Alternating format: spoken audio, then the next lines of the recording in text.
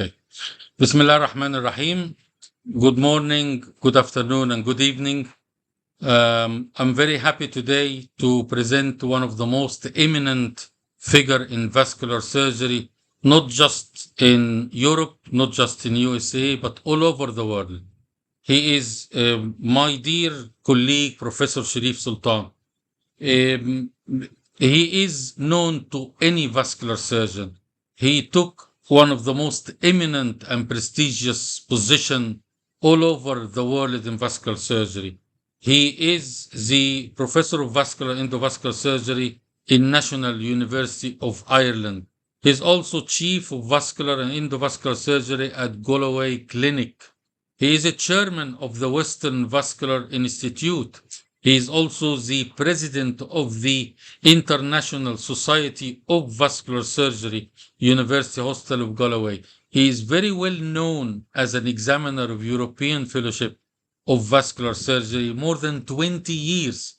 So he has grasped so many skills, not just in vascular surgery, but in leadership, in communication skills, in how to become an eminent in vascular surgery. So this lecture, I am sure, will affect all of us to learn from him.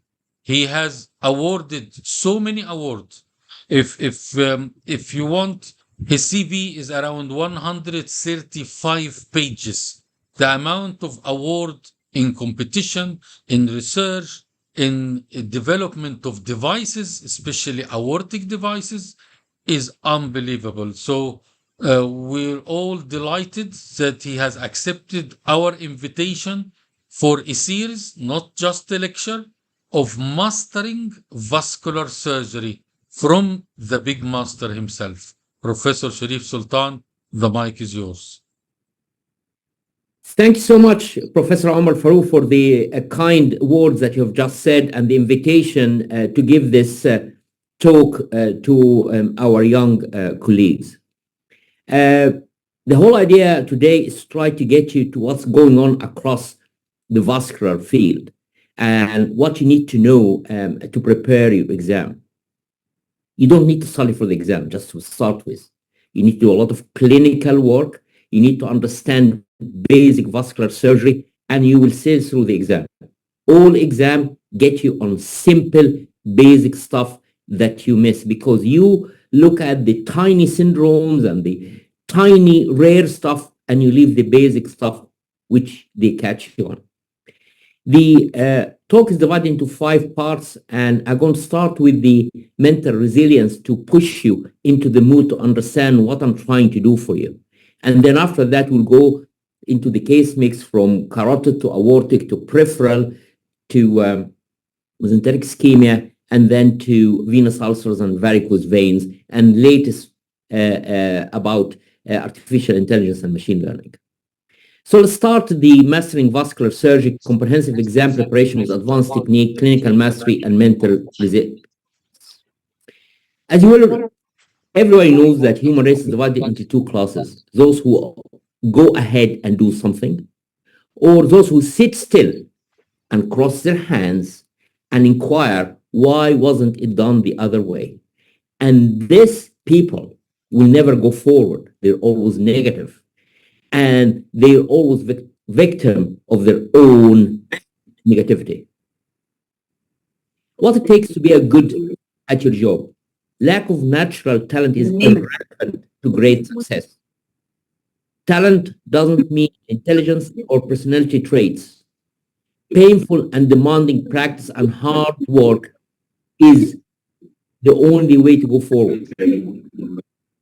Can somebody switch off their mic, please, because we are hearing noise in the background. Please switch off your mic. Thank you. Can you mute?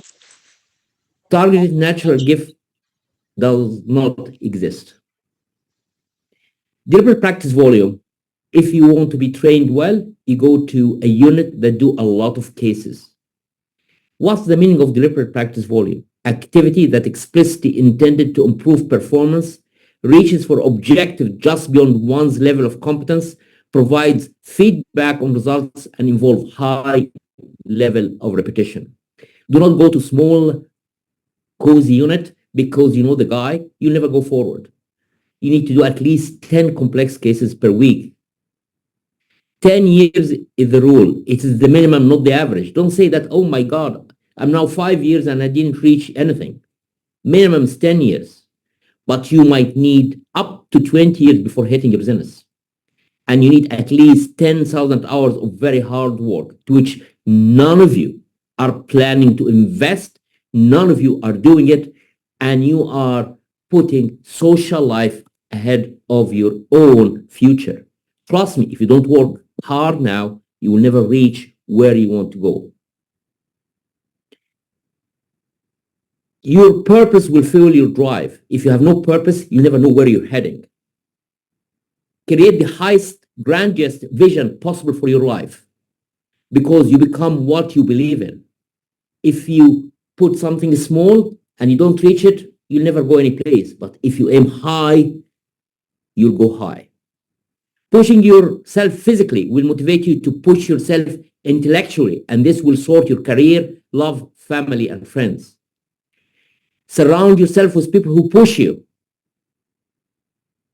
who challenge you, who make you laugh, who make you better, who make you happy. Avoid negativity and people who suck up your energy with nonsense. There's no fun in a perfect life. Make a risk, that's for sure. Take a chance, that's very common for vascular surgeon. Go where wind takes you. Have fun at the same time. Do you notice that when you are having fun, you are more charismatic, upbeat, and optimistic, and people will like you, and you'll be able to achieve? Do you notice that you are more productive because you're actually enjoying your work? Do you notice that when you are motivating other team members because you are making the work environment awesome, and you know the way that if you love what you do, you'll never work one single day in your life?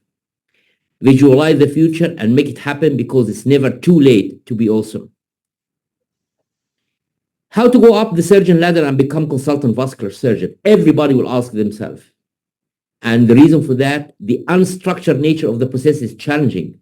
It's crazy. I totally agree.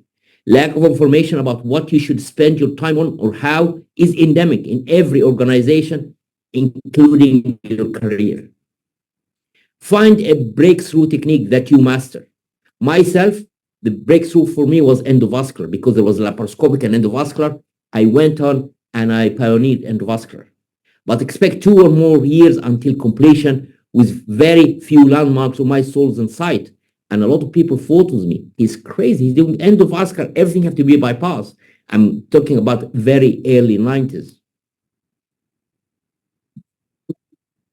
Get stronger, get smarter, and get faster, and get tougher, and get more stable, and get more resilient, and get better. What I need you to do is I need you to find a reason to keep going. And if you can find a reason to keep going, I know you're strong enough to do it, because you're human. And every human has what it takes to get past whatever they're going through. If they decide to push through it, push through it. Tragedy and trials come to everybody. Only the strong survive. Fight isn't over. The fight is just beginning. My first opportunity to show the world what you are really made of. Survival of the fittest and the 1,000th journey start with few steps. Daily grind, it's more than merely coming up with a brilliant idea and implementing them.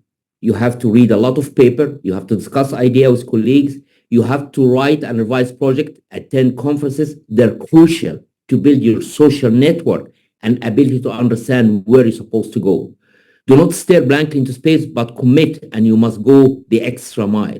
If you don't do the extra mile, you cannot achieve. Success is a lousy teacher. It seduces smart people into thinking they cannot lose. Life is not fair. Get used to it. If you cannot make it good, at least make it look good. Maintaining a successful career is very crucial for you. Remember, you are as good as your last surgery that you have done. The minute you do one mistake, oh God, you have done a case and went back. Self-confidence is crucial. If you don't have self-confidence, don't do vascular surgery, open a flower shop. You have to keep tracking where you're going, where you have been, and you must stay motivated. You have to spend time wisely with sound speculation, interesting problem, possible solution. You have to create random idea. You have to get good reference with contemporary interesting quotas in order to be much more educated. Knowledge doesn't mean anything without the experience. And when people see the success, it's the tip of the iceberg, because below that line, there's the risks, there's the discipline, late night, sacrifices, a lot of disappointments, a lot of actions, good habits, there is struggle, doubts, persistence. And remember, the difference between success and failure is persistence. A successful vascular surgeon understands motivation for problem posed, offer choices made in finding a solution. When you're doing a vascular surgery, if you don't have plan A, B, C in your mind while you're in surgery, the patient could die on the table.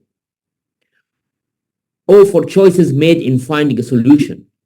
Assumption behind any solution, whether realistic or not, with future direction for research is very important. This is how I got my 17 patents, because I start thinking how to solve this problem, and believe it or not, when you do a lot of cases and you find the problem and you get a solution, this is when you get a disruptive technology solution. And then you have validity of what you're trying to do. Remember, if you are born poor, it's not your mistake. However, if you die poor, it's your own mistake. You did not do well. You did not got good choices. So better to understand this very well. And then you get, oh, I have a lot of enemies. That's fantastic. You have enemies. That means that you have stood up for something in your life.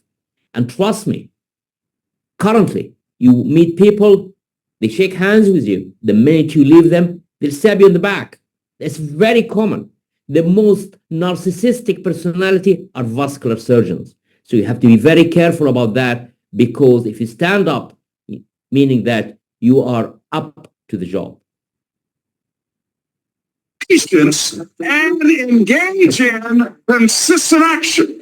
Look at your belief system every single day and stick with it. Don't rush the process. Trust the process. Don't rush the process. Trust the process. Don't rush the process. Trust the process.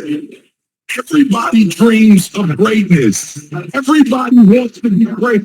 Everybody dreams of greatness. Wish to be great.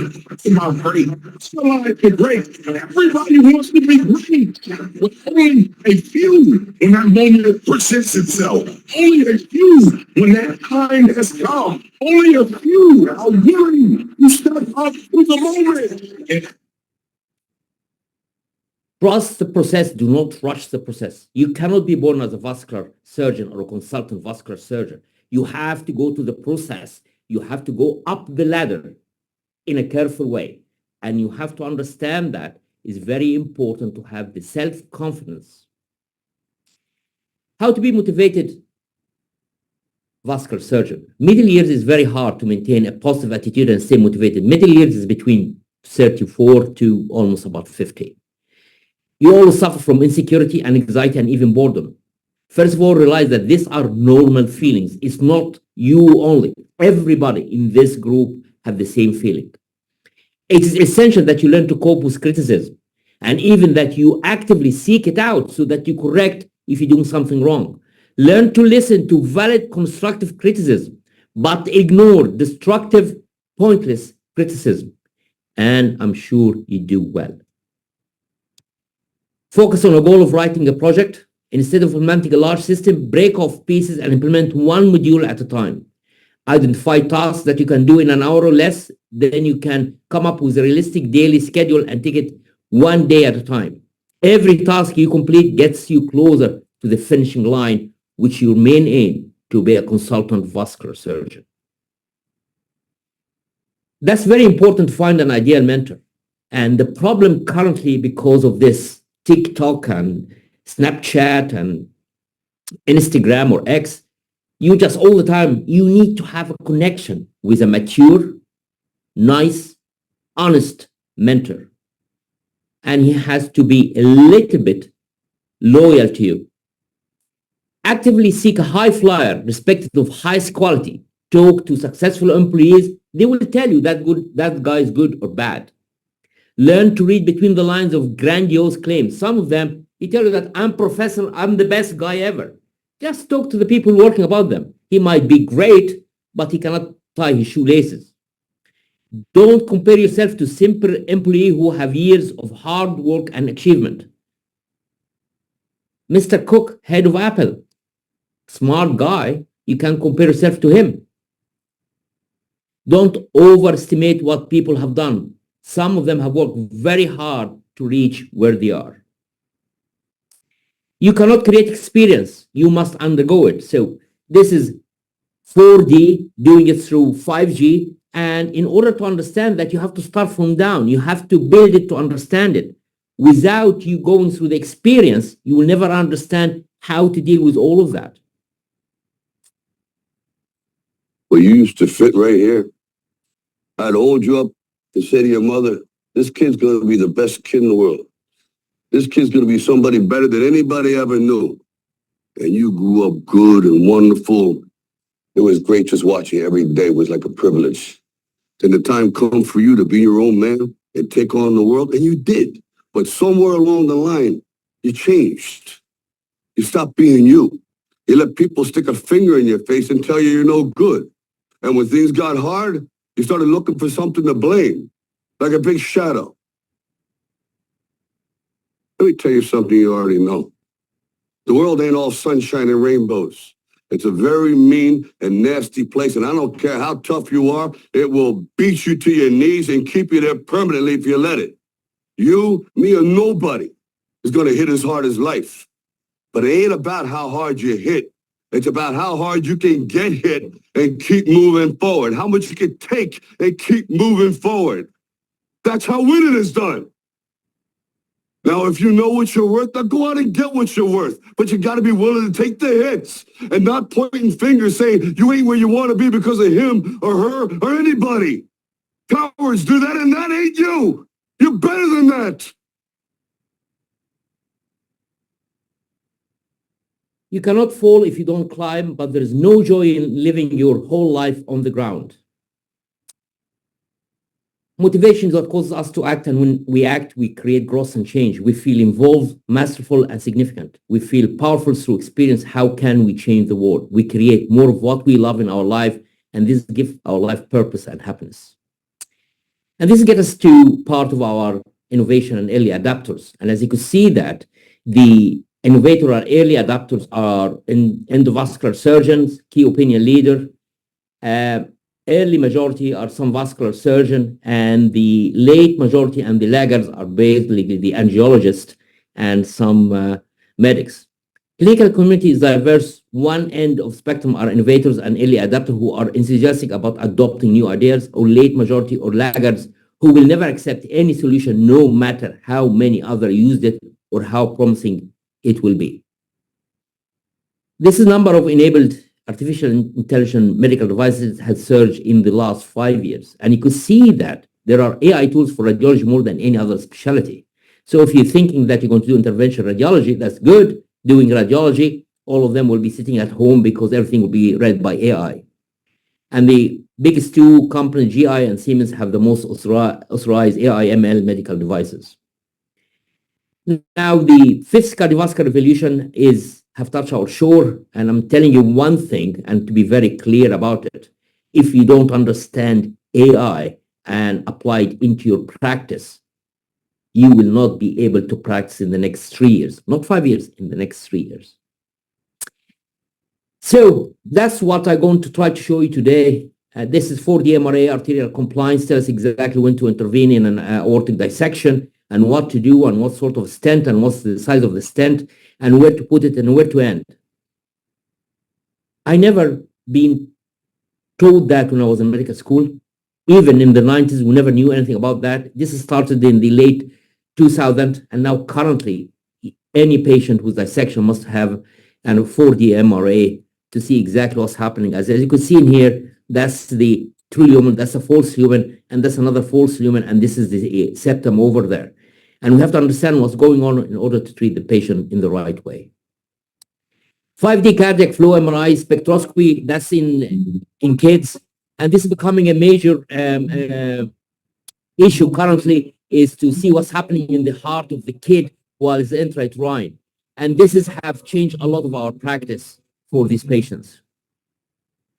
So let's ground you now to vascular surgery exam preparation and subject area that I'm going to talk about, which involve everything, but I'm going to focus on the commonest question that you're going to face in your exams. There's a lot of books to read, but this is recommended books, and Professor Omar Al-Farouk will have all of that available for you so that you don't need to write anything, because it will be available for you later on. And this is recommended reading about everything, because, you know what I mean, you are not going to have a private lesson and have some sort of a couple of pieces of paper. Exam doesn't work this way. You have to read a lot in order to pass the exam. And you have to have good clinical experience in order to pass this exam. Without the clinical experience, it's impossible for you to pass the exam. Now, the exam have moved to case-based learning. And basically, everything is an exam is about clinical scenario in vascular surgery. So they give you case, and this is in every viva, in every assessment, is a case-based learning. So you have to understand this. This is in order to flush people who have seen cases, who have dealt with patients, away from people who are warm books, who only read in the book and have no clinical experience. We don't need boffins, we need surgeons. That's why we done case-based learning. Now, what we take you also in the exam is academic. And they give you 2 papers to criticize and read and see how we'll be able to interact with this. And the first question, they want to know what was the research question and why was the study needed. Second question will be what was the research design, and lastly, was the research done appropriate to the question. That's the 3 questions that they're going to ask you. So you need to get this book and read it. It's basic, very nice, written by Tricia Greenhalgh, and it will explain everything in a very simple, straightforward way for you. However, I'll give you some stuff. The key to understanding a paper is to identify the purpose of the study. What is the question asked? Then the next question, is the methodology appropriate to answer that question? Is it double randomized control trial? Is it a parallel group? Is it a comparative study? Is it retrospective? Where it is into the pyramid of evidence. Do the results support the findings? Sometimes the results are completely different on what they said, and is the analysis of the result inappropriate? If you convince the examiner that this paper is bad, he will believe you. He's just sitting bored because, you know what I mean, it's the end of the day, he have examined 10 people, and he just want to hear something different. So don't be afraid. Just have your mind, as long as you follow the protocol and you convince the examiner about the critical appraisal of the paper, there's no problem. Lastly, are the findings of the study correctly presented and discussed in the context of what is already known about the subject? Very simple. You don't need to be a professor to do that. It's simple stuff. But the problem that you get a mind block, you give you 2 papers and suddenly you don't know what to do. Divide it and allow this, and keep doing it in your journal club every week so that you understand what you're doing. They ask about the type 1 and type 2 error. So type 2 error, the woman in front of you is pregnant, and then the physician come, you're not pregnant. That meaning that she doesn't understand what's going on. So there's type 2 error because the number she has seen before doesn't allow her to give her the correct. Or type 1 error, a man who cannot be pregnant, except in the UK now, they're doing a pregnancy test for some men, which is crazy. And then the physician tells that you're pregnant. So this is false positive, and that's false negative. It's very simple, and that's what they're looking for, alpha and beta errors. That's the basic of the conversation. Then they come to tell you about the mean, medium, and the mode. And it's very simple in here. You could see the positively or negatively skewed distribution, and where is the mean, median, and mode, and if it's low or high. The same exactly for measure of dispersion, the range, variance, and standard deviation, and all been done in one-tailed versus two-tailed test. Very simple question that you'll be able to understand. Just read this slide, and that's all what you need to know about it. Lastly, we ask, what's the confidence interval? The confidence interval is between the lower limit and the upper limit. So it's between -2 to +2. That's the 95% confidence interval. And the mean is the margin of error, whether positive or negative. And then you ask, you get a p-value. P-value in statistics quantify the evidence against a null hypothesis. A low p-value suggests the data is inconsistent with null hypothesis, favoring an alternative hypothesis. Significant thresholds are 0.05 or 0.1. Very simple. You don't need to get apprehended about it. P-value, confidence interval, just remember this slide. It will bail you out, because definitely any complex task requires a statistician. However, you just need to know the basis. Lower and upper limit of the 95 and the p-value 0.05 or 0.01. And what does it mean, low or high p-value? Now, confirmation bias. So there's evidence that sometimes we ignore. There's our own beliefs, and there's facts and evidence. All that come into this cycle in here. And this is what we try to apply for everything. So confirmation bias is a cognitive bias where people have a tendency to search out, interpret, or even recall information in a way that reinforces pre-existing belief.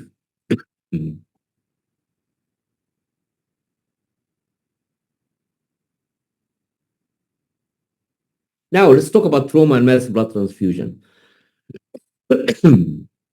This patient came in, had a saw cut through his femoral, superficial femoral artery, superficial femoral vein, and muscles. By the time he arrived, he had a lot of blood transfusion. They'll ask you, what's the protocol of massive blood transfusion? You need to hear one thing only: 1 to 1 to 1. One blood to one platelet to one fibrinogen. 1 to 1 to 1. That's all what you want to hear. Even if you don't do it, this is what this, because that's written in the protocol so that you don't have problems with it. So it's as simple as that. They ask a protocol, oh, I'll call this is, yeah. But he doesn't want to hear that. He just understands that there's massive blood transfusion protocol in your hospital, and you do 1 to 1 to 1. That's all what he wants to. And then, oh, excellent. Trust me, surgeons do not understand or even know the nitty-gritty of everything, but they want to get the bigger picture, that you understand that when you transfuse, this patient is 1 to 1 to 1. Now, the other thing that's going to happen, patient coming with this is stab into his brachial artery. The patient was pumping blood, so we put the tourniquet. They'll ask you, what pressure you put the tourniquet on? So the tourniquet be put above the diastolic. This will keep the arm perfused, at the same time doesn't cause ischemia. And my finger, as you can see in here, is in the hole of the bleed. We have repaired his brachial artery and brachial vein, and the patient done very well. You can see the interposition vein grafts for the vein and the artery. They'll ask you what you do in trauma. You repair the artery and the vein. Do you ligate? No, I don't ligate a big vein except is in the tibial down there. However, high up in here, you repair both artery and vein. Use shunts? Yes, you tell them you use shunts if it's more than 4 to 6 hours. Now, let's move to carotid. Paper you must know, the GALA trial, which is anesthesia, general anesthesia versus local anesthesia, and the European carotid surgery trial, and then after that, early aneurysm carries a lower procedure risk than early stenting, which is the result from 4 randomized controlled trial, which is the TCAS. So you just need to know them by heart because they'll ask you, what do you think? Do you do it on the local or general? You're going to tell them that local have higher risk of MI.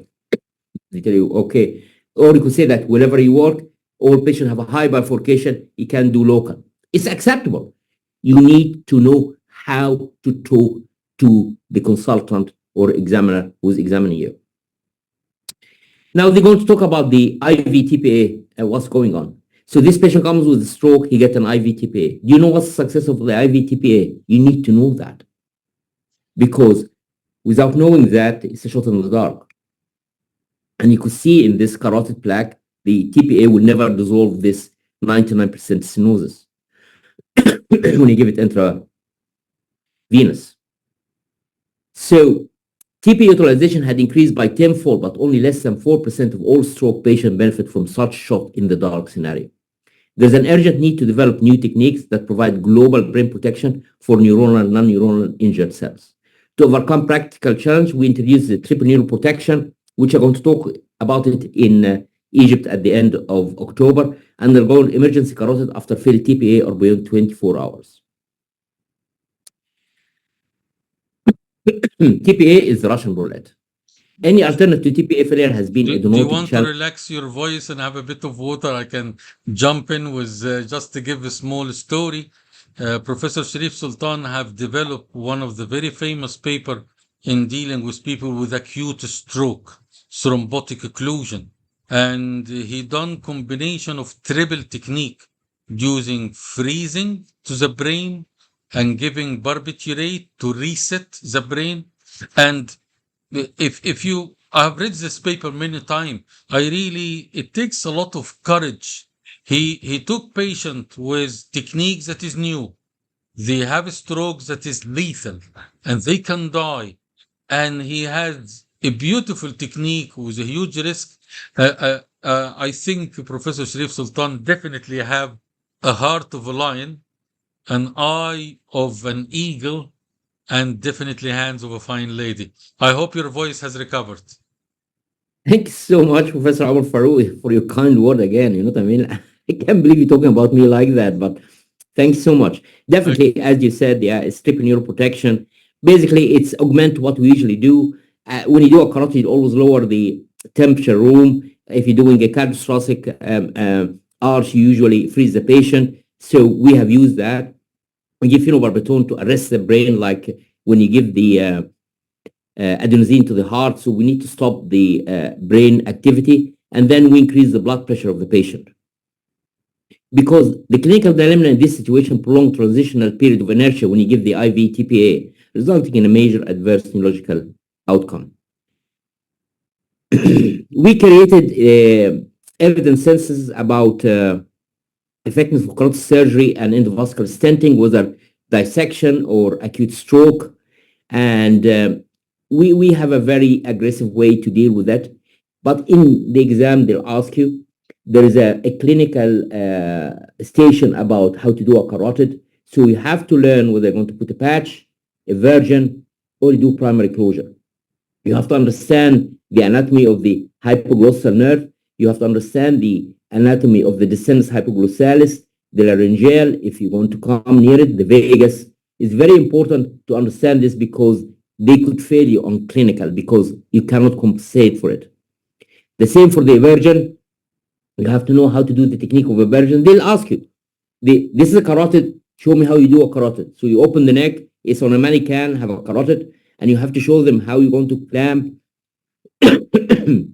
and how you're going to do the eversion and how you're going to close. You tell them that whether you're going to shunt or you don't shunt. I never shunt because shunt is a disaster. It could create more damage than benefit. So I never shunt, please. And you could tell them that the unit that you have done in, don't shunt. They'll accept that. There's no problem at all. Eversion is very nice and easy. However, it's a very high bifurcation. Definitely, you need to have a patch. Now, we found a lot of carotid artery thrombosis post-COVID, and we learned that whenever we have somebody like this, we do a bypass, and this is a patient who had a previous stenting, came thrombosed, we remove the stent, and we done the bypass. You could see the venous bypass, and everything looks hunky-dory inside the brain. Now, this is the pediatric sock that I usually use. I don't use I have a capture device, I have a penumbra, but this is cost less than 10 euro. I'll put the bronchial sock inside the internal carotid and I suck the clot and the patient is sucking diesel. And it's reproducible, as you could see in here. This is a patient came in with an acute stroke post doing the hip. As you can see, this is the hip scar. We froze him, and you can see the CT scan in here, total ICA, total included in here. So you could see the bronchial suck coming out in here. And I need to show you how much clot we were able to suck with this bronchial suck without causing any damage, because you see what's going to come up now. This is the clot, and the clot is up to M1A1, come in one piece. And this is the clot. You can see how long it is, okay? Now remember, if you put a capture device, you will dissect the artery because you will not be able to get all of that. And you can see the completion angiogram in here, post removal of it is open versus the one that here we show that the artery was completely closed. And the patient recovered fully after that. In old days, they used to leave this patient to die on the ward. Now we keep the patient intubated until they go up to the unit. We warm them back to 37 degrees. If we wake them while they are at 35, 36, they'll shiver like crazy. So you could see the patient have the tube in her mouth and she's texting her partner. The patient is awake, moving the arm, and we have done the left in here. So this is the way that we do it, and it's better for the patient to warm before you wake them up. They will ask you a lot about TCAR and why it's better to do a transcervical approach rather than transfemoral. The reason for that, if you go transfemoral, you are going through the arch, and manipulation of the arch have a stroke rate up to 5%. That's why the transcervical is the most appropriate way to do it. And it's very simple to go through the neck. And you can see in here, we are doing the case, and in here, we're just going to stent over there, or in here, the same exactly. And we suck reversals of flow when we have done it in order to prevent any embolization to the brain. And you're a vascular surgeon, a 20 or 40 mils of blood doesn't mean anything for the patient. So they'll ask why flow reversal. It's becoming a very sexy topic in the exam.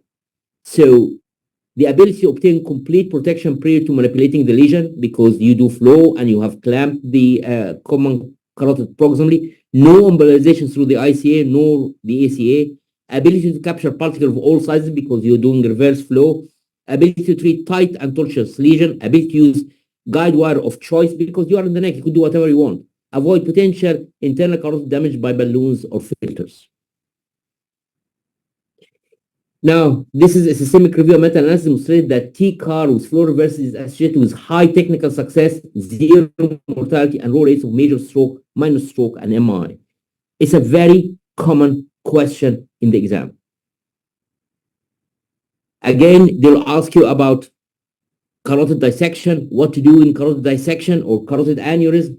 It's individualized. You have to understand that every patient is different, and it depends what's happening in the neck and what you could do for the patient.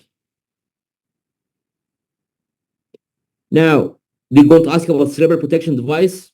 You're going to tell them that distal cerebral protection device are responsible for distal embolization and spasm during CAST. Distal cerebral protection are not effective in preventing cerebral ischemia during CAST. That's why people have moved away from doing transfemoral to using transcervical. So this is a recent systemic review meta-analysis demonstrated that TCAR with flow reversal is associated with high technical success, zero mortality, and this is what you need to tell them in the exam. Now, this is what we do. This is the reversal of flow. We use a syringe that costs less than 10 euro, and you can see this is the reversal flow. We have clamped with the vessel occlude, and during that time, my assistant is doing the post dilatation, and then after that, we finish and we do the own table. And this is the Prolene purse string that we tie while we're removing the, and that's it, finished. It takes less than 20 minutes through the neck and no problem at all. So again, remember TCAR is becoming very sexy to understand, whether it is for tight stenosis or carotid aneurysm post patching. You go through the neck, you do reverse flowing, you throw the blood out, you don't need to replace it. However, the Silk Road that allow you to give it back, but it's a very cumbersome intervention. And then you could go through the arm, and this you could see in here we have a lovely sheath into the arm where there's 99% stenosis into the ICA. We put the via band over there and we fire it, and then in the area that's required, no problem at all. At the same time, you can see I'm doing the reverse flow, and this is the after sheath that you use to cannulate the contralateral lectin EVAR. I readapted to go through the curved coiled common carotid artery, and this is the blood, and we sort out, and you can see the amount of stuff in it that require. So even trans-axillary approach is much more appropriate rather than going in. And this is the pre-operative scan, and then we have done the stenting. This is prior to stenting, and then after that we just put the stent, and look how we're going to look post-stenting. That's the stent in place. And then we're going to fire it now. You can see while being fired, still there is a waist when we're going to fire over there. You can see the waist over where my finger is pointing up. And then we do post dilatation, and then the balloon coming up. You can see this is the balloon. It's a short Boston Scientific mastering balloon. It's 45 centimeter in length. Very easy to go up in no time. And then you do it, and then the completion angiogram, and everything looks hunky-dory. Now, we're going to go to aortic disease. Again, this is what you need to know. Definitely, you need to know the NSTED trial, the MASS trial, the OVER trial, the EVAR 1, EVAR 2, the new COMPASS that just went out a couple of weeks ago. You need to understand it, and you'll be able to critique it, see whether it's going to operate or work for you or not. Now, there is a lot of things that currently becoming very sexy in the aortic area. The most important two things is aortic dissection and arch. Aortic dissection is a time-critical medical emergency with an 80% survival rate when diagnosed and treated on time. You know that 167,000 people lose their life to aortic disease every year. 50% of patients with aortic dissection are misdiagnosed. 33% actively treated for the wrong condition, and 11% of cardiovascular maternal deaths, this is young girls, are due to aortic dissection because they just start pushing too hard and suddenly they have connective tissue disorder and dissect their aorta.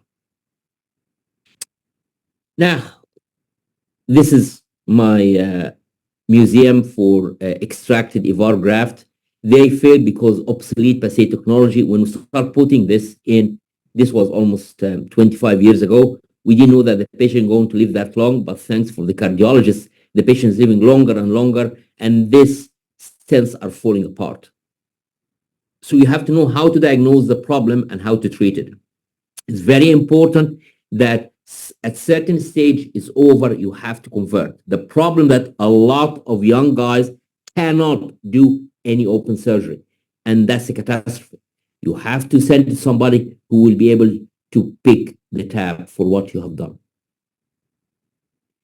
FIVAR carries greater reintervention risk than open surgical repair with implication for cost effectiveness. Don't do FIVAR. Do a BVAR, I have no problem. FIVAR is destined for failure. Patient who underwent a second intervention for type 2 endolic done worse, and it reinforces the need for conservative treatment of type 2 endolic. A lot of people have nothing in their hand apart from treating type 2 endolic. It's a criminal act. This must stop because type 2 endolic doesn't require to be treated. The problem is that sac expansion, the patient have hygroma or have type 1 endolic, but you cannot see it because your imaging technique is primitive. So do not treat type 2 endolic.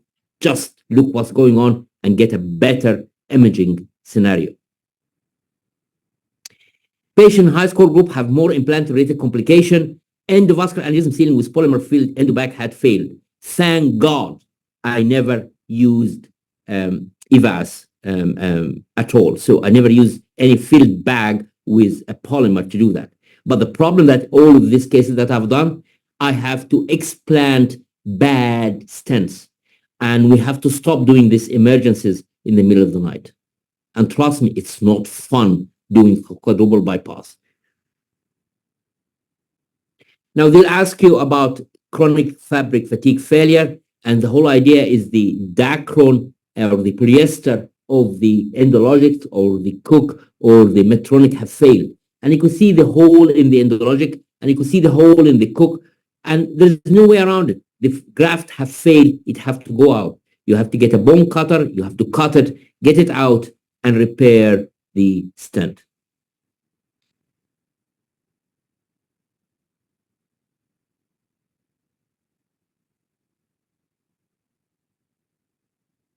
I think we have a technical problem. I don't know what happened here.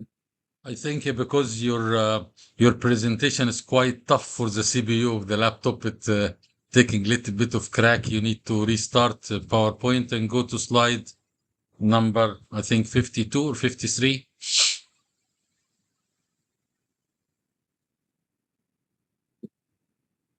And then you can start from that level. Yeah, here we are. Can you see my screen? Yes, we can see. Yeah. And you can start from here. That's excellent. Okay, so you could see the bleeding from the cook or the endologics, and this is, you have to get it out, and you have to use a bone cutter. Look down here how the graft was into, it's like an elephant trunk. You see how much it was entwined inside.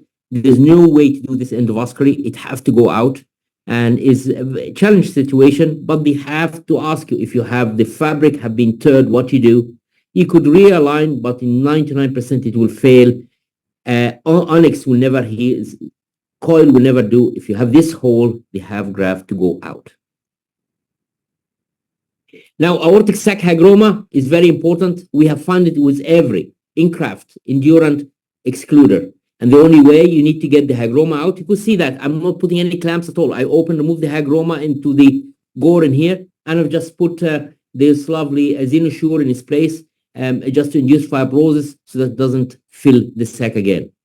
We have a very low threshold for opening the aortic sac. We opt for the evacuation of the hygroma and double breasting because of fear of aortic sac rupture leading to high morbidity and mortality.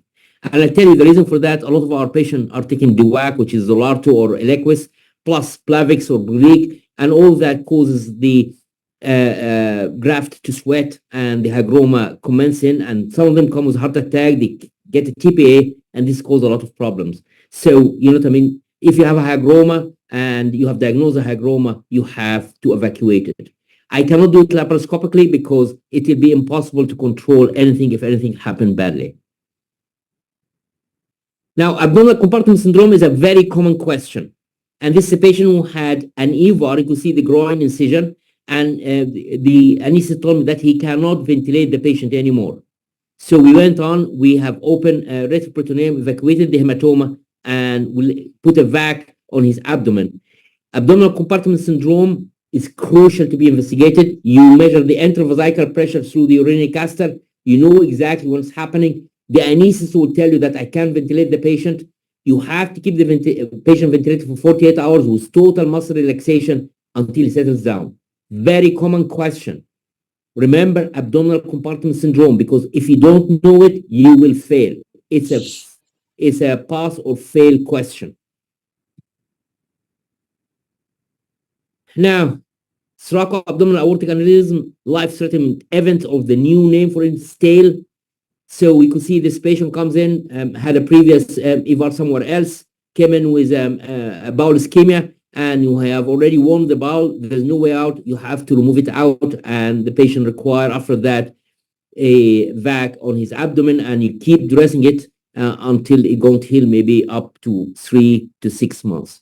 But remember, tail is very important to understand, and you have to consent the patient because they'll ask you, what are you going to tell the patient about risks? The risks entail bowel ischemia, ileostomy, colostomy, and full, he require the vac suction if he has a problem with that. Now, let's go back to something becoming very common now with a lot of EVARs around us. So the graft infection versus post-implantation syndrome. The post-implantation syndrome, you're going to get questioned about it. It's a transient, acute, flu-like inflammatory syndrome following EVAR. There's fever, little bit of leukocytosis, elevated CRP during the first week to 10 days after implantation, and then goes back without the need on anything apart from non-steroidal anti-inflammatory. The only way to understand that is post-implantation syndrome, you have to measure the level of procalcitonin. They are low, and etiology hasn't been determined apart from there is elevated interleukin 2, 8, and 10. Now, early versus late graft infection. Early graft infection is with the first 4 months after EVAR. We didn't see that at all. Late graft infection, we have seen a lot of them post-COVID and post-vaccination. Patient comes in with a PE, they put him on a Eliquis, they develop retroperitoneal hematoma, get infected, and COVID have created havoc for the grafts for whatever reason. And we have few cases to show you. So the question I'm going to ask you, what next? You have to say PET CT. And as you can see, the PET CT will show you the aortic sac shining like a Christmas tree. They're going to take you, there's 5 case scenario the same like this. They're going to take you after that. Okay, patient had infected aortic graft, what you going to do? So there's 2 ways, whether you have to explant definitely if the patient is fit, is explantation. People are going to say that they're going to do an in situ replacement or do an ex-fem-fem. Because of this severe infection and gas-like material, the problem is the only way to go is to do a subclavian fem-fem crossover, and then you close it totally, and then after closing it, you do midline and remove the graft. And you can see the infected graft over there and the infected tissue around it, and you can see the plan for the axillary fem-fem, and we do it in one stay, and the patient, they do very well because, you know what I mean, you have already haven't done anything for the left heart. All the time there's flow for the legs, so there's no ischemia of the legs, and you don't have a lot of time of clamping. You're just getting the stent out, and that's the follow-up of the patient, and they do well after that.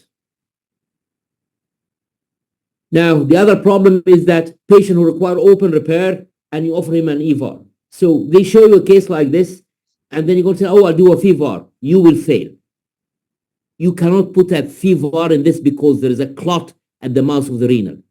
You cannot do an endovascular intervention for this patient. This patient has to be treated as if it's type 4 thoracoabdominal. You have to clamp above the SMA, and you have to transfix the left renal vein, and you have to do a proper surgery.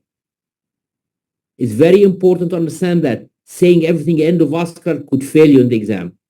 So you can see in here, we have done the neck, and then we do the repair, and this is the final look of it after we have done the proximal and distal anastomosis. Be very clear that if you have a very bad neck, and there's a thrombus like this neck in here, do not say, I'm going to do FEVAR or BVAR. It doesn't work. They're waiting for you to say it requires open repair. And it's the only way forward. There is 2 stations that you have to show how to explore the neck, how to open the aortic sac, and how to do the proximal distal anastomosis that have to be watertight. So take your time, because the failure is carotid, aortic, and varicose vein. You have to know how to do all of them. Now, this patient with total global brain hypoperfusion because there's no blood going to his common carotid or his subclavian. He has one subclavian going in, which is the left subclavian. So as you can see in here, we're doing a bypass to improve the circulation to his brain. This is becoming a very common problem, and we have a lot of cases like this currently. They come in, so this patient again, left subclavian occlusion, left common carotid occlusion, left innominate occlusion, and the only thing is open is the left subclavian. So you can see in here, we need to perfuse the brain. We need to do a bypass to the carotid on both sides from the subclavian. And this is very simple to be done, and you'll be able to do it yourself. It's not this patient usually to be wheelchair bound. They cannot get their head out of the pillow, and they'll discuss with you option. So don't be afraid. Yeah, you could do the bypass. Extra-anatomical from the subclavian is becoming, because a lot of people having CT scans now because of the dizziness, they can't do this. And we're finding these crazy cases that you have to know how to manage. Now, fusion imaging. becoming very important. Remember, if you don't protect yourself, you have irreversible damage to your RNA. You're never going to be able to get a kid, whether you're male or female. You're going to have leukemia. You're going to have brain tumors. You're going to have early cataract, apart from lymphomas. So my advice to you is avoid as much radiation as you can. Protect yourself as much as you can. Every time you do a run, stay out of the machine by at least 4 meters. Remember, fusion imaging have been done to decrease the radiation for you. So you have to understand how to do it. The medical device industry is huge. They constitute a $156 billion market in the US, and more people have one than you might think. About 32 million Americans, that's 1 in 10, have at least one medical device implanted in their bodies. That's right. All these years we've been waiting anxiously for the robot apocalypse, and it turns out the robot apocalypse was inside us the whole time. So the first thing is the software. It acts like a vascular sat nav or GPS for you, tell you exactly where everything is, so that you decrease the amount of dye and radiation, because you could do simple screening on the fusion imaging. And the benefit increases the complexity of the case. And standard EVAR or TVAR, it decreases the contrast volume, it decreases the procedure time. At the same time, radiation dose will go down as you learn how to do it. And at the same time, in re-intervention procedure, it allows optimization and positioning and deploying of endo anchor in a way that without any stitches. The radiation levels are currently dangerous, and the complex EVAR and BVAR both have a concerning level of radiation for both patient and the staff. Fusion reduced dose delivered during standard and complex EVAR, BVAR, or even EVAR. You have to know where to stand, how far to stand from, and it's a top priority in every center providing endovascular management of aortic pathology must have a modern technology that decreases radiation. Remember, the professional fee doesn't equate for lifelong risk of radiation exposure. So you're going to take 5,000 pounds for doing an EVAR, for example, okay? And then you develop lymphoma. It will never benefit you. So the professional fee doesn't equate for lifelong risk of radiation exposure for physician, hospitals, and the patient. So if you don't have good technology, just don't use it. So the fusion imaging takes less than 30 seconds to do. That's my own machine over there, built it by myself. It was the first in the world to be installed in the university hospital. And I'm just showing you, I didn't do any editing. You take a picture, the arm goes around the patient, and then you fuse the image for what you have done pre-operative for the CT scan. And very simple, you could see that you're going to reach 100 in that red dot, goes around the whole patient.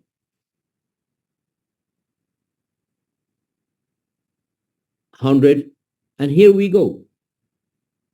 The whole patient is ready for you. You'll be able to do everything with minimal amount of radiation, because when you do the fusion of what you have done to what you had before, things will fly for you. And it comes free with the machine. It's very important to understand radiation exposure. You're going to ask a lot about it. They'll ask you how to protect yourself. What's the reason of the RNA damage? It's becoming very important to understand about fusion imaging. There's 12-fold lower DAP than published literature, 28% procedural time reduction, and 70% contrast media reduction. So plan, guide, and access make things easier for you. Intelligent smart fusion imaging is very important and must be used in all endovascular procedure. Now, so again, this is a patient who have a big thoracic aneurysm at the mouth of the left common carotid and left subclavian. We do the deep branching carotid bypass. So we do right to left carotid bypass, and then we use an arch case with a BVAR to the left subclavian. They're going to ask you why you're not using the carotid for access. If you use the carotid for access, the push and pull of the wires could dissect the carotid. So respect the carotid.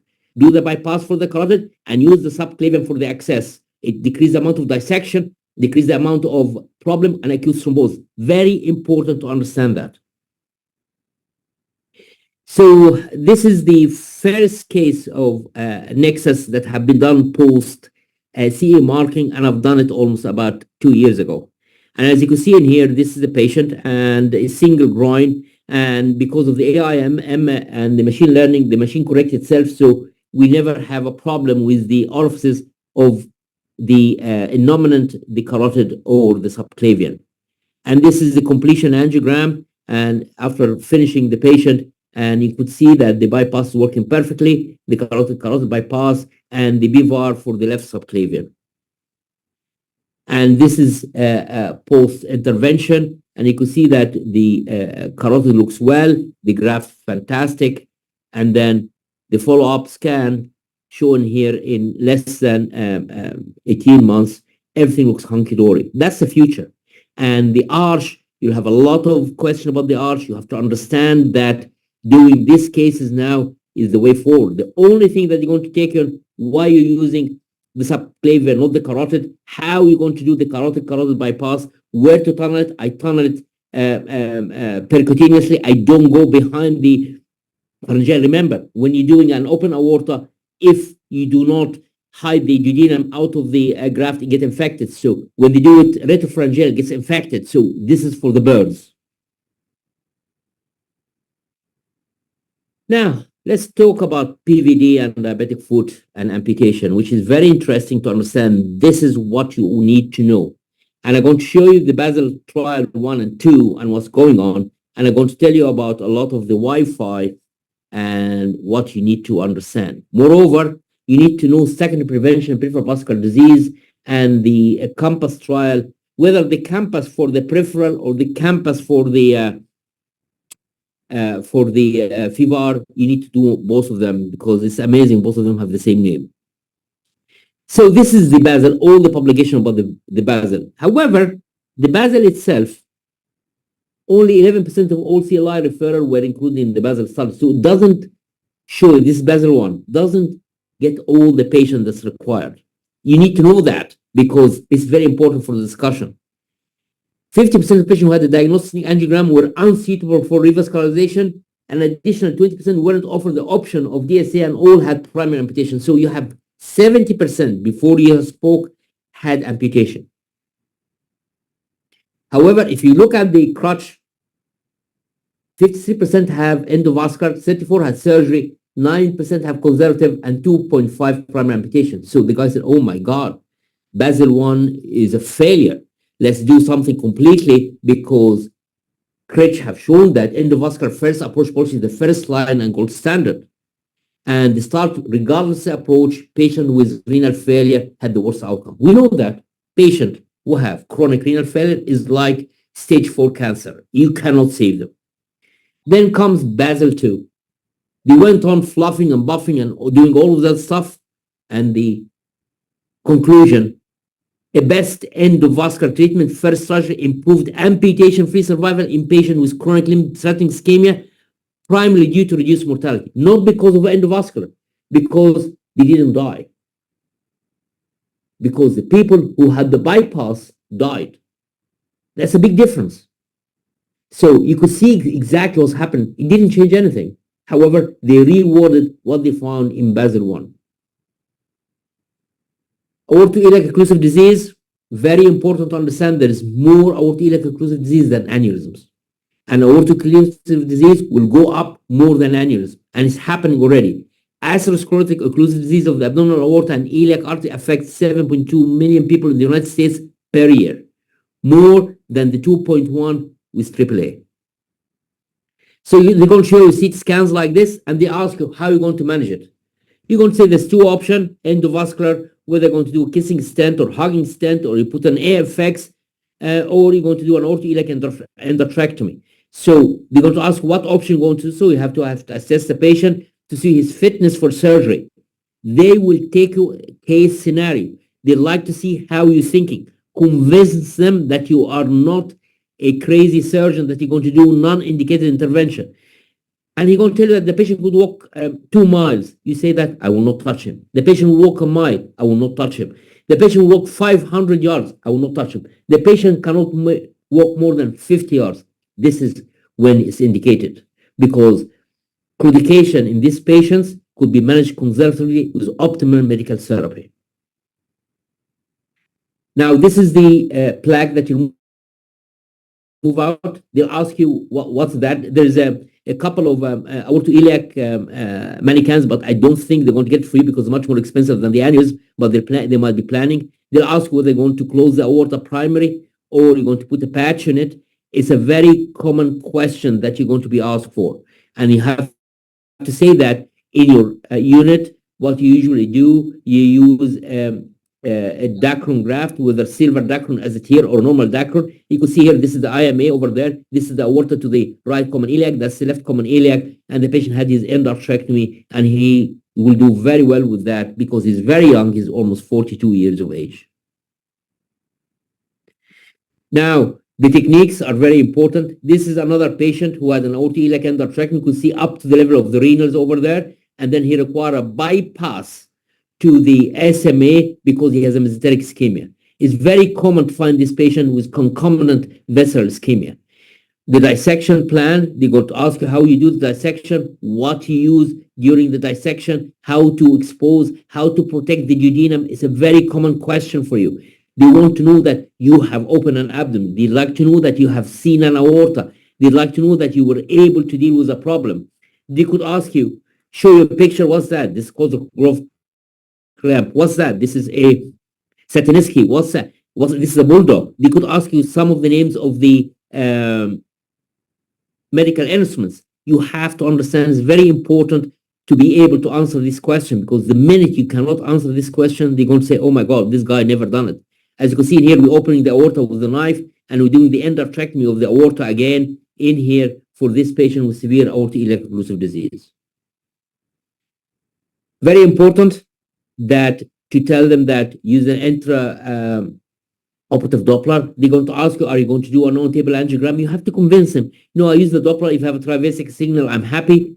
They could show you this, an S shape from the common iliac to the superior mesenteric. Why S shape? So that when the root of mesentery comes back, it doesn't block. That's why it's taking the S shape. This is clinical questions. They'll ask you because they will know whether you have seen the procedure or have shared in the procedure. They know that you haven't done it, but they understand if you don't know what it is, you've never been in the abdomen before. Now, median arcuate ligament is very important. So this is a patient have a total occluded of his celiac axis. He's 21 years of age, and he cannot eat or drink. So we have done a bypass from his, he's a very tall guy, as you could see in here, from the aorta up to the celiac axis below the pancreas. Very common question, what's the most important in the medial arcuate ligament is the celiac sympathectomy. There's a lot of fibrous tissue over there. You have to cut it in order to solve the problem, because it affects also the ability of the bile to be secreted in the liver.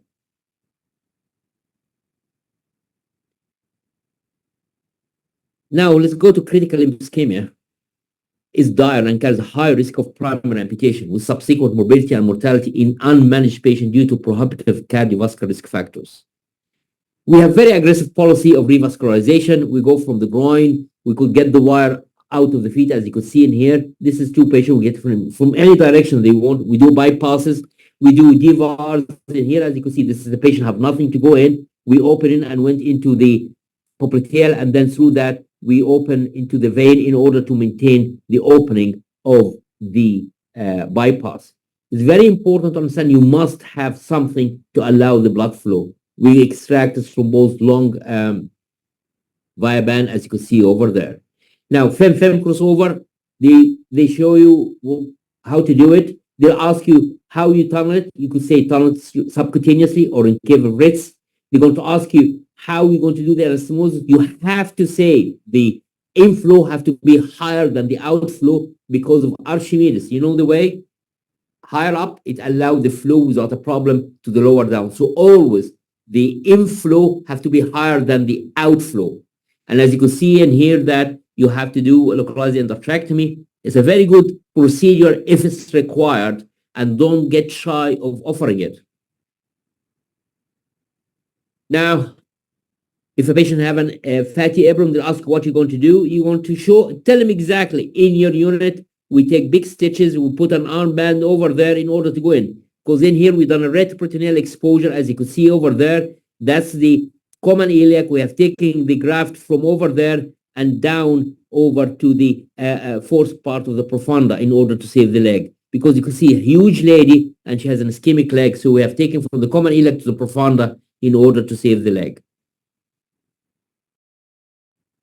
Now, they will ask you about the difference between in situ, reverse vein, and a PTFE with an AV fistula. I do all my distal anastomosis is PTFE with a distal AV fistula. I usually use vein, vein, vein, vein, and vein. However, if this have reached that stage, that means that there was no vein available for the patient. Definitely going to ask you about how to do it. There is a two station about bypasses in the European board. You have to know how to do the anastomosis, the proximal and the distal, how to cut and spallate the distal anastomosis. You have to tell them how to look at any problems, twisting. And it's very important to understand that when you do a PTFE to the tibioperoneal trunk, as it's here, you have to create a distal AV fistula to decrease the peripheral resistance and give longevity to your bypass. They'll ask you the post-op instruction, whether they're going to get the DUAC and put it antiplatelet. You have to understand it's very important to have all of this in mind and to understand that vein is your best conduit. So we done the bypass. This is the bypass. This is a long sentence inside too. And then we come in, and whenever we're going to see a branch, you can see the big branch over there. You see it coming out the upper part. So we just mark it with the red one, and then go down again. You can see over there. There's nothing coming, until we have this branch again over there. So we were two epiphyseal and the whole vein.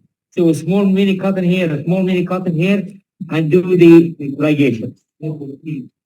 They will ask you about the in situ, and you have to understand that it's very simple. It's two cuts, and it takes about 2 hours to be done, and you have to do the Doppler scan to see the AV fistulas. Beyond salvage, patient come like this. They will show you cases like this. Don't say I'm going to do a bypass. Don't say I'm going to wait. This for primary amputation. Primary amputation is good surgery for this patient because you cannot salvage, and all these cases beyond salvage. So do not try to do heroic stuff for stuff that have been already lost. Stem cell failure in CLI. Established proof of principle that therapeutic angiogenesis is regarded as a method of treatment for no option. Patients suffering from CLI did not reach zenith hemorrhage in the soul of angiologists. All we do with stem cell, it doesn't work. It failed everywhere. So if somebody starts telling about stem cell, it doesn't work in peripheral vascular disease. So the leg is like a desert. You're putting seed in it, but there's no water. It's a desert. Nothing will grow. Preclinical studies, spectacular efficiency of angiogenetic therapy wasn't translated into any clinical positive results. And this is, you have the Juventus trial, you have the quality of life after treatment with autologous bone marrow, and you have the Cochrane calibration. After a couple of $1 billion, placebo effect is superior to stem cell therapy. And you have to convince the guy because that's the reality of the situation. The whole idea that we need to understand the progress from claudication to CLI, why it's happening, and the mitochondrial failure in critical ischemia, and the idea of sarcopenia, which is a commonest question now, is this patient sarcopenic? You tell them that you need to look for the CT scan to see the source index. Just reply immediately. He will be impressed and he'll give you the full mark because he doesn't understand that. He's talking about sarcopenia and they don't know exactly what sarcopenia is. Now, capillary bed modulation. We witnessed CLR patient with hemodynamic clinical improvement from Fontaine grade 4 and 5 to grade 3 after 90 days on sequential compression, which is the RTSS machine. Program was designed to control acute CLI symptoms and improve general condition of patient prior to any revascularization. However, at the end of 90 days, threatened critical limb ischemia patient did not require any intervention. Ischemic ulcer healed and no need for pain medication. And this is the RTSS machine. We took it from NASA. It was done for the Russian astronaut. We put it on the leg of the patient. You can see the patient have a transmitted tarsal and a VAC, and he's using the RTSS. It causes capillary bed recruitment, promotes healing, and improves limb salvage when revascularization options are unavailable or exhausted, and when established treatment alternatives are lacking.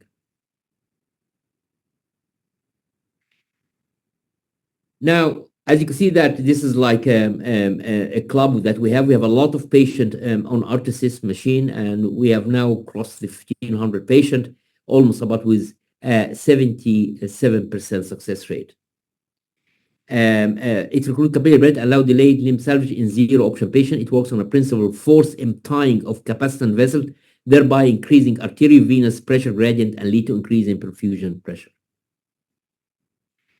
Now, we do a transmetatarsal amputation directly. We avoid digital amputation for the big toe because it will never heal on its own. We use a lot of maggots, which is an old technique, but it worked very well for us, and it allows auto debridement rather than getting the patient to theater. Now, DVAR becoming very sexy, and deep venous arterialization, post-capillary bed recruitment, AVF, and as you can see, this patient comes in, all of them during COVID, have no other option. We do a long bypass from the aorta down to the posterior tibial with an AV fistula, big AV fistula, in fact, in order to keep it going. And this is the follow-up after almost 2 years. We have published our result with that. It's reproducible, and you can see this is another one into the anterior tibial from the lateral side, and is working very well. However, some of this patient doesn't have these target vessels, so we have created a new DVAR where we use the long saphenous vein. We put a valvulotome to the long saphenous vein and let it to go to the long saphenous to the skin, and the ulcer healed. And that's have changed our practice. So this patient have nothing in the foot.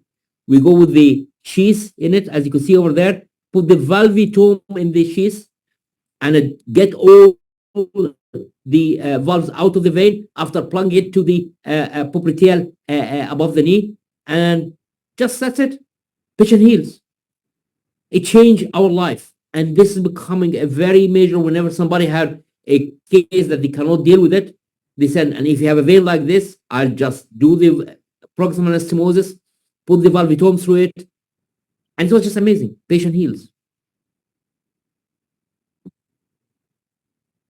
We started doing a lot of these cases, and a lot of patients now being referred to us because of that. And you can see in here, we're becoming doing a lot of this medial and lateral approach, and you can see how long is the bypass.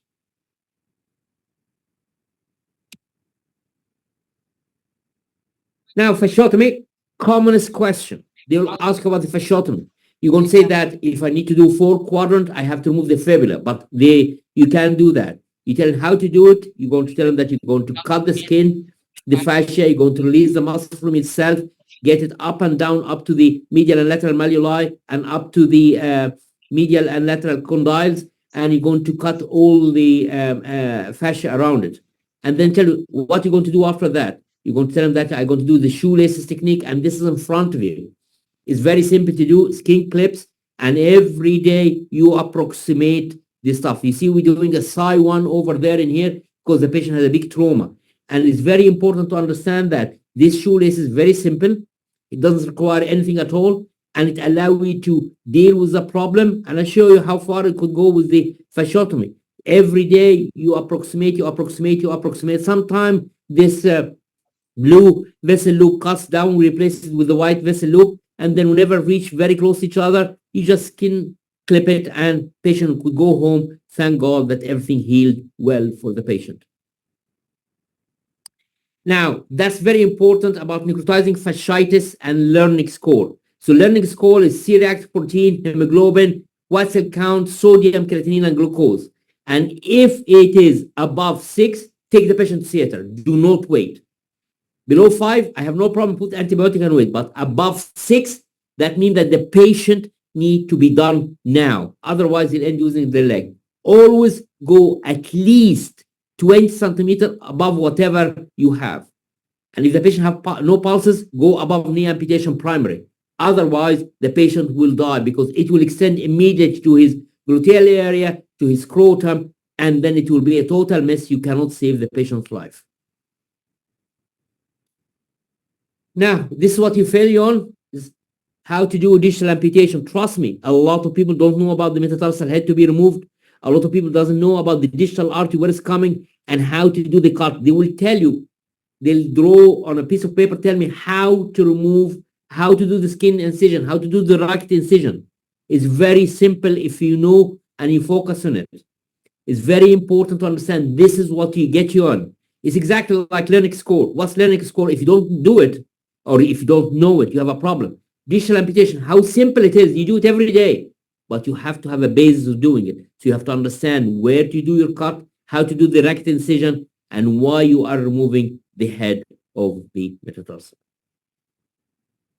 Now, pyoderma gangrenosum, another thing, they're going to show some case scenario about it. Treatment, steroid. Do not do anything. It will heal, and the patient will come back, skin will be perfect. So do not get afraid about it. Just diagnose it, pyoderma gangrenosum. That's why, and just what's required, steroids. They're definitely diabetic. It will make their diabetes very hard to control, but it's the only way to deal with pyoderma gangrenosum apart from the IV antibiotic is steroids. Now, this spot diagnosis, they show a picture like this. If you don't say vasculitis, you don't need to know anything about this is vasculitis. That's it. You know that you have seen a patient like that. On the other thing, red man syndrome, what do you think this patient had? You're going to say that this patient definitely had antibiotic, most probably vancomycin, and he had red man syndrome. Commonest question of complication of medication. Both of them, very simple. They'll show you that, and you have to know it by heart. Don't hesitate in it because you'll end in problems. Now, venous. And it's great that we have reached that stage about venous surgery. Now, venous surgery is becoming a lot to vascular surgeons who don't want to do on-call. The reason for that, I'm doing venous, I'm not doing on-call. And the whole idea of venous surgery that the margin of error is so huge that if you fail, it doesn't make any difference. Stent have thrombosis, it doesn't matter.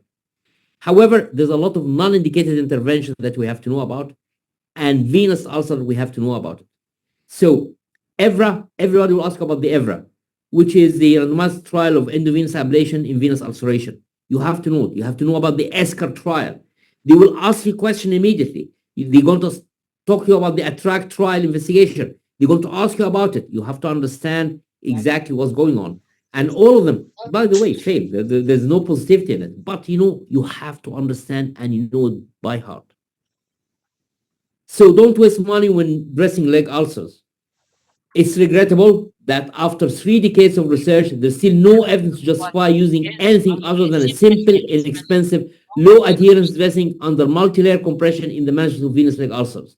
This, up to this moment, stands strong, believe it or not, from Charles McCollum, my friend in Manchester.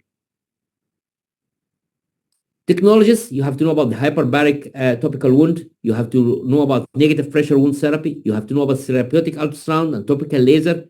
Hyperbaric oxygen therapy, the big machine. Autologous platelet-rich plasma, doesn't work. Transdermal cutaneous oxygen therapy, maybe. Compression increases ulcer healing rate compared with no compression. We know that. Multi-component systems are more effective than single-component system. We know that. 2-component managed system appear to perform as well as 4 layers. That's why we moved from the Pro 4, which is 4 layer, to Coband, which is 2 layer, but it's still providing 35 to 45 millimeter of mercury of compression. Meta-analysis of 78 randomized controlled trial about the best dressing showed no evidence of any superiority. Anybody going to tell you that this is better than this? It doesn't exist. Silver dressing or any topical agent did not improve the healing of venous leg ulcers. Just because a lot of nurses put silver dressing, it burns the skin. Whatever you cannot put in your eye, you cannot put in the ulcer. Just to be very clear. So this is the box that we used to have. We changed that now to a disposable sleeve over the leg, and we have published our experience. And I tell you, the patient healed without ulceration, and MRCS cured in less than 72 hours. You have to understand it. You have to know how to discuss it. It promotes angiogenesis and epithelialization, enhanced bactericidal activity with synergetic effect on antibiotic. Maggot therapy, again, we use it a lot in our patient, and because you could see the exposed tendon in here, and if we remove it, the patient will have foot drop, and it allowed the granulation to come in nicely for the patient. Now we start using the negative pressure treatment, reduce time to healing. There is no randomized controlled evidence of effects of negative pressure treatment as a primary treatment for chronic leg venous ulcer. Median time to healing with VAC therapy was 29 days versus 45 days in control. Wound bed preparation was shorter, 7 days rather than 17 days. This is get us to macro strain and micro strain. They will ask you about that for the VAC. You just need to understand there is macro strain, a physical response, and there is micro strain, which is the biological response. You have to understand both of them and how the macro strain reduce edema and promote perfusion, and how the micro strain allow the cell to stretch and allow cell migration and perforation and formation of granulation tissue. Very simple stuff, but you have to know it in order to answer the question, because you're going to say about VAC and how it works. Just very simple. There's a physical response, macro strain, and there is a biological response, micro strain. Full stop. You got the full mark and move on.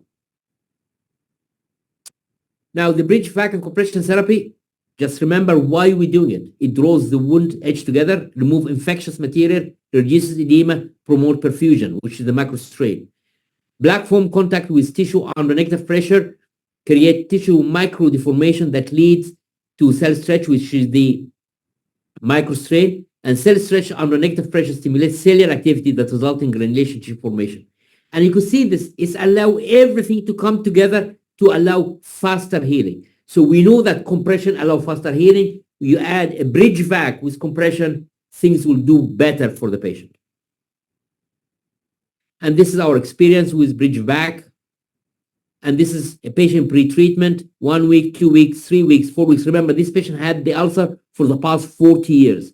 6 weeks, 7 weeks, 8 weeks, 9 weeks, and final in here. And this is the bridge VAC over the Coban. So bridge VAC have allowed this with less recurrence and superior quality of life. Now, again, we need to start looking about the leg ulcer clinical evidence. And by using a silver dressing, it took 101 days to heal 3 centimeter ulcer, to which I never see a 3 centimeter ulcer. Only 86% of small ulcer healed at 1 year with recurrence rate of 14% when using this. The Vulcan trial was done for silver. That's why we have criminalized the use of silver dressing in our unit. This is all patients being burned because of the silver. If you're using silver, that's a problem. The ulcer will never heal. You're causing more mayhem and damage to the patient. Again, whatever you cannot put in your eyes, you cannot put in your leg. Now, we're using a lot of biodegradable temporizing matrix as skin graft for refractory venous ulcer. And in fact, they are done very well. And a lot of our patients have healed after a long time suffering with ulcers in an area that is crazy to heal. And they done very well. And they went home after that, no more ulcers. And this patient over there had the ulcer for the past 30 years and healed very well. Now, varicose vein surgery. Open surgery still, you can see here, huge saphenous varix. Remember, the patient is head down. This saphenous varix was 8 centimeter. There's no endovenous thermal ablation for it. You have to do level 2 dissection. You have to put a Coley on the saphenofemoral junction. You have to transfix the saphenofemoral junction. You have to cause the fossa ovalis. And then after that, you have to strip the long saphenous vein as we used to do. And I'll show you tricks of doing this because it's a very common question. And there is 2 stations in the clinical exam, how to expose the saphenofemoral junction and how to deal with stripping of the vein, apart from the endovenous thermal ablation for sure. This is the stripper, the whole idea of the stripper, and we cut the in and do an endovenous stripper. So we go inside the vein, And this is going inside the vein until we reach over there. And then we fire the stripper. And then we put our finger here to engage. And then we cut it. And we do sustained tension up in here in order to get the vein out. And it's just all the idea is sustained tension to get the vein out. And all the idea is, here we are, arch for me, please. And as you can see, this, I inverted the vein from the inside, and I'm just pulling the whole vein out. And here the whole vein is gone out. So this is almost from here to there. And there's still a little bit of to go in. Going again. This is the stripper. This is the whole idea part of the stripper. We cut the product.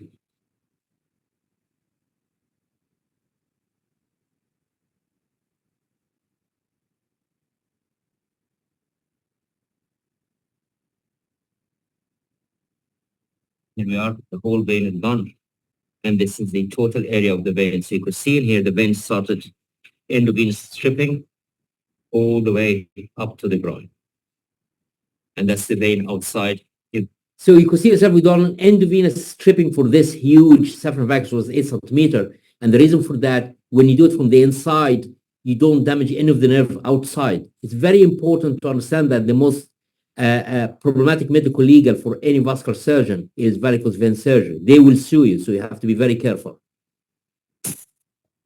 Okay, as you can see, this patient had twice trial of open surgery. There's a huge saphenous vagus. The patient is head down 45 degrees, that's why it's collapsed. We have skeletonized the common femoral vein. And as you can see here, this big saphenous vagus, you cannot use any endothermal ablation because it's huge. It's almost about 4 centimeters when she stands. And we're going to transfix this. We'll put a Coley over there. And then we're going to cut this area. To see here how big it is in there. Okay, and then we transfix all of this with Proline, and then we close the fossa valgus. You see that there's a clot in here. You see the clot over there, and that's why it couldn't indicate anything. And this is because of the problem that she's suffering from. So now we have tied it. So the ESCAR trial, again, surgical correction of superficial venous reflex in addition to compression bandage does not improve ulcer healing. And there's a lot of randomized control trial, and you have to understand about the EVRA. They will ask you the question. And the problem is, unfortunately, simplifying technology resulting in unprecedented, non-indicated use of venous intervention across the United States with a sudden increase well beyond 480% of previous rate of utilization. So now we have two things. We have the endovenous stripping, and we have the radio frequency that we usually use for our patient. The whole idea of the radio frequency is very simple. You have to percutaneously put your frequency probe up to about 1 centimeter, 2.5 centimeter from the saphenofemoral junction, and you start injecting the tumescent until the temperature drops to 21 degrees. You can see here we are just injecting, and you can see the Egyptian eye when it dilates over there, and you could see exactly that's the probe in here, and we are going to inject in here to get this away. It have to be below 2 centimeter. Again, in here you could see exactly where is the probe is, and we'll inject, and this will be here like an Egyptian eye. It will open totally when we start injecting in here. You can see it's opening like an Egyptian eye in here.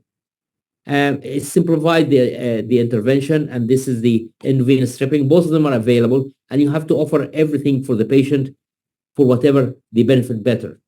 Patient comes to, I need laser. I said radio frequency is much more advanced than laser, lesser amount of pain, lesser amount of recurrence. And I think radio frequency is far superior than any laser available on the market.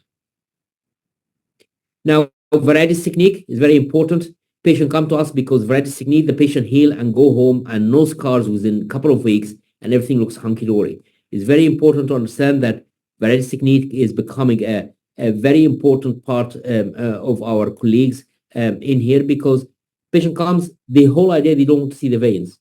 You go to a radiologist, they do endovenous thermal ablation, for example, but they don't do the varieties, so it's useless. That's why they come to us, and they will always come to you. So be very careful, take your time, do not do any damage, and they will ask you, do you do the endovenous thermal ablation with stab avulsion or not? Definitely you have to do with stab avulsion because you're a surgeon, and they'll trick you about what about coming later on or doing it. So it have to be done in one way, and you argue because you are a surgeon. You want to see how you think. It's very important to understand that.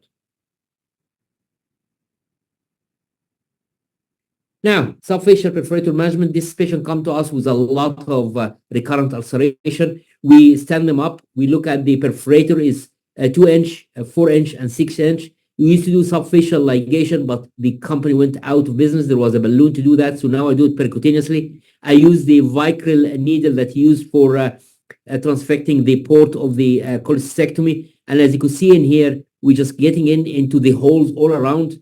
And then after that, we tie it. And believe it or not, the patient come after 6 weeks, the ulcer is fully healed because all the perforator have already been tied professionally. It's very important to understand that subfacial perforator management takes a lot of time to learn, but it's simple as you could see over there. And if you come to me, I'll show you how to do it. And I have a lot of practice doing this for a lot of patients. And the beauty of it, they don't have the ulcer again. Now, it's reproducible, and we get a lot of referral because of that. Now, ESVS guidelines, it's available free on the line. You just download the app, whether you have an iPhone or a Samsung, and everything. Just remember, you have radiation safety becoming very important. Graft infection is very important. Yep. Definitely arch aortic aneurysm and dissection are very important. Now, let's get to the last part of our talk today, is integrating AI and big data analysis into cardiovascular field. This will allow for neutralizing human error and creating a robust experience system that can handle any catastrophe at any given time with accuracy. AI will allow medical staff to devote more time to caring for patients rather than doing other tasks that AI algorithm can execute with precision. This tasks include checking results continuously, alarming physician with changes in baseline, allowing a agreed protocol for emergency intervention. Currently, we are involved in a digital twin project with Europe, but still it's an early time. Remember, artificial intelligence assistant reduced radiologist reporting time for aneurysm follow-up by 63%. It could be used in any way you like, but it's better than anybody reading anything because they will never miss anything in the reading. 50% of European radiologists do not consider the implementation of AI system into radiologist diagnostic as a probable field for AI application in the next 10 years. They will ask you what you think about AI and reading radiologists and what you think about clinical governance. I tell you, the computer will not do mistake. Human will do a mistake. Majority of the radiologists foresaw a negative impact of AI system on future job opportunities with fear that technological advances could lead to a nearly 90% decrease in their daily workload. AI and big data analysis reduce time working on diagnostic. It's expected that radiologists who adopt AI and big data technology will replace radiologists who do not. And it's already happening because half of our workload have been franchised to somebody who's using AI. Believe it or not, they looked at chest X-ray versus CT scan for diagnosis of acute thoracic aortic dissection. And detection accuracy of that based on chest X-ray jumped from 60 to 90%. Can you imagine that you living in some place in the Sahara or just in the Amazon River and you don't have a CT scan? A chest X-ray that's sent to be read by an AI will tell you whether you have an aortic dissection or not. This facilitated screening patient with suspected acute thoracic aortic syndrome who visit emergency department with chest pain. Given high severity and accuracy of acute aortic syndrome, early suspicion based on chest X-ray will accelerate diagnosis and improve prognosis. Now, look out for Viva practice courses. There's a lot of them available. Some of them have already been passed, but there's a lot coming in. and practical training boot camps, very important for you to attend because they will teach you a lot of tricks that rather than you learning while you are in the exam. And MCQ, practice make perfect. There's a lot of things. You have to pay a lot of money in it, but there's discount from $139 to $99 if you are a SVS member. But and Visa P6 have already been available. It's very good to have that, but still it will get you up. It will improve your ability to think about the exam. And I'm going to show you some of them.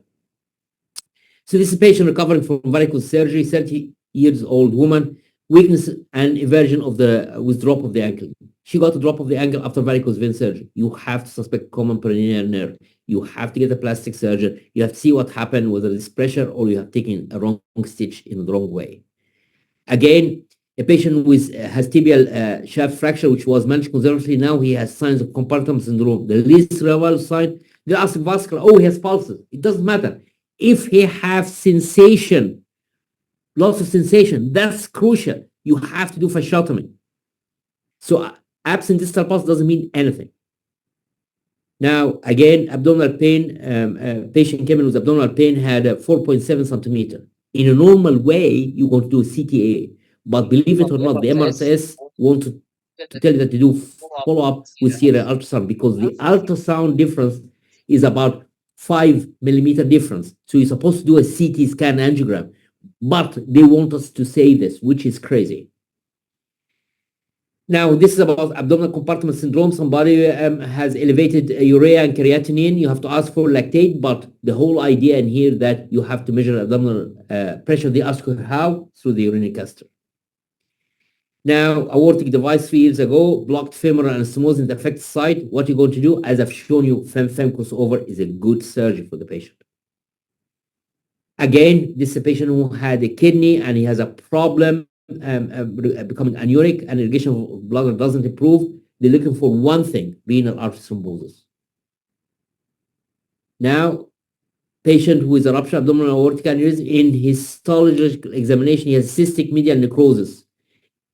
Definitely connective tissue disorder. Cystic medial necrosis, meaning the patient has a connective tissue disorder. I'm just showing you. It's all about clinical. You don't need even to read books about that. You'll understand that. If a patient have a high mobile embolus in, what you're going to go, low molecular heparin, and then you're going to, after that, give him Eliquis or Zolarte. Again, distal bypass and axillofemoral bypass, I have shown you exactly what's going on about these patients. The last one, a Tibetan man, that means that he is living on the mountains. Immediately, without even looking, you just jump to carotid body tumor. Now, about stats, an audit on the retrospective patient result of an assessment based on what is the type of audit? It's a standard audit. You're going to look at it. What is the reciprocal of absolute risk reduction? Number needed to treat. That's very simple stuff. You need to understand that. You don't need to get a PhD in stats to understand that. Very simple. You need to learn it by heart. And this is Galway, but definitely not today because it's a little bit cloudy today. But it's a nice place, and I hope we get a couple of the trainees to come to us to learn some of this magic tricks and allow them for a better future. Thank you so much, Professor Omar Farouk, for the opportunity to Thank you very much. It was a pleasure having such a crash course to prepare our candidate in the Egyptian Vascular Club. I would like to give the mic to my co-moderator, which is one of the eminent board member, Egyptian Vascular Club, Professor Adil Kamhawi. After that, we have 3 questions from the attendee. So I would like to give them to Professor. So let me start by my co-moderator, which is eminent board member of the Egyptian Vascular Club. He is also one of the eminent vascular surgeons, not just in Egypt, but also in Germany. And he is a member of the German Vascular Society, have a lot of contribution, both in German and English language. Professor Adil Kamhawi, the mic is yours. Thank you, Dr. Omar Farouk, and thank you very much, Dr. Sherif. Very interesting topics, practical work, collection from all fields of life. not only vascular surgery and endovascular surgery. I'm pleased to hear about 10,000 hours to be perfect in something. Yes. This is mentioned in Malcolm Gladwell in his book Outliers, The Outliers, and the translation المتميزون or الاستثنائيون. But you think 10,000 hours are enough for field of vascular surgery or for every procedure of vascular surgery? No, for the field of vascular surgery, 10,000 hours, meaning that very close to 25 years. So if he works in a deliberate practice volume center, don't tell me that he used this and he's working in the desert in a place that doesn't have any endovascular suite and anything. Talking about working in a unit that have enough workload that he do at least 10 cases per week. Yeah, this is very good because we in Egypt have a lot of vascular access, and I think that vascular access is the key steps to make perfect vascular surgery. It is preparation of vein, artery, and anastomosis, and all the procedure will end like this. Another point, you in the management of medicine or vascular surgery, you talked about the motivation.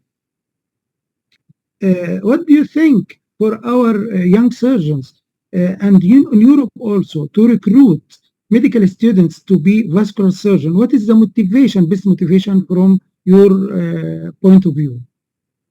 The motivation for them is a success story. That's the only motivation that you need to be like Mahdi Ya'oub, or you need to be like Omar Farouk, or you need to be like Samah Hammam. Just give, or Nabil Al-Mehari. You need to give very strong a positive story for these guys.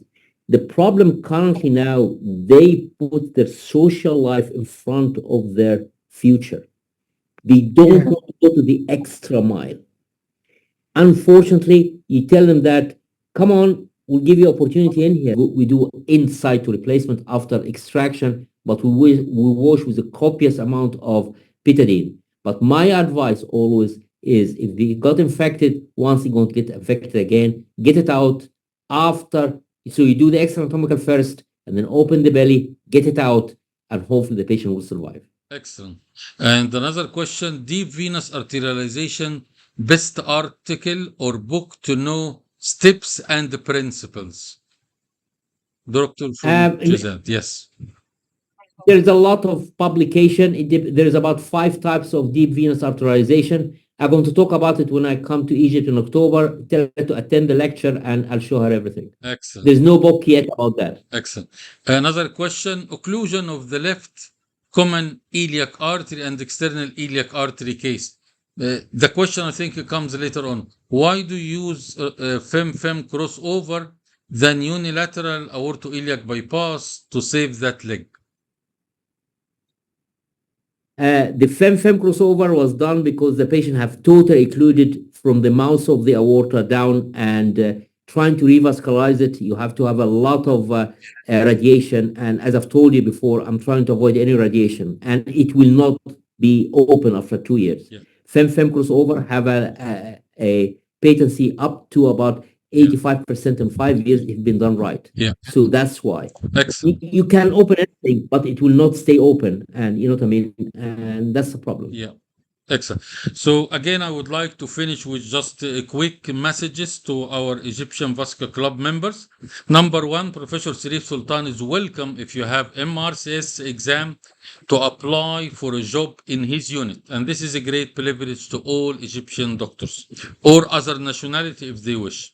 Secondly, in the Egyptian Vascular Club, we like to promote passing MRCS exam. So we're going to have a live hands-on MRCS Part B, hands-on in 26th and 27th of September, hoping that all the one which will have the hands-on will pass, because nowadays we have all the 4 royal colleges having Part B exam in Egypt. This so shows you how important this exam for your career. Thirdly, I have trained artificial intelligence to help you in passing the European Fellowship of Vascular Surgery. I have trained with prompting technology a certain artificial intelligence that you can tell him plays the role of an examiner in the European Society of Vascular Surgery. I am the candidate. Ask me for 10 minutes, 6 questions, and give me grade at the end. Hopefully, I will have this service to be freely offered to all the Egyptian vascular members, club members, and even non-members to help them to pass. So you hear, because this is all the artificial intelligence we have is just a language model. So they can play very well the role of an examiner and can give you your assessment. Not only that, but I have trained a special model that you can do anastomosis, send 1-minute video. It will give you either good or bad or excellent grade for your assessment. This is done by artificial intelligence. Lastly, you get 3 stations in European Fellowship of Vascular Surgery, 1 to do aortic anastomosis, 1 for the carotid, 1 for femoral. Hopefully we'll have these 3 devices in Egypt, and hopefully we'll offer you free training on these devices. There is no word that I can thank Professor Sherif Sultan. He summarized, squeezed to us 10,000 hours of his brilliant work, unbeatable. I hope that he will offer us more time, as frequent as he wishes. The platform is there. We're delighted to have you. And I will leave the last word to you, Professor Sherif. Again, thanks so much for the kind words, Professor Omar Farouk, and it was great to have this ability to talk to your trainee, and hopefully we'll be able to help them to get them over the line. I put the email of our practice in here. If you have the MRCS and you want to come for a job that will change your life, send us an application with a covering letter, and hopefully we'll be able